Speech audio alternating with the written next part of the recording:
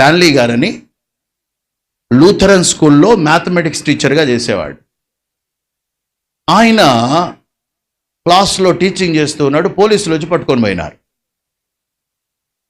ఒక నక్సలిజం కార్యక్రమంలో ఒక ఆయన నక్సలైట్లు కొట్టి చంపిన సమయంలో ఇతను అక్కడ ఉన్నాడు కాబట్టి ఇతన్ని కూడా అభియోగం మోపి ఈ అన్నను ఉన్నపళంగా డ్యూటీలోనే తీసుకుని వెళ్ళిపోయినారు. రాజమండ్రి సెంట్రల్ జైల్లో ఉంచారు. This is a true story. Is a very close friend to me. అంటే చాలా ఇష్టపడేవాడు. ఆయన రాజమండ్రి సెంట్రల్ జైల్లో ఉన్నప్పుడు ఒక దర్శనం చూస్తున్నాడు.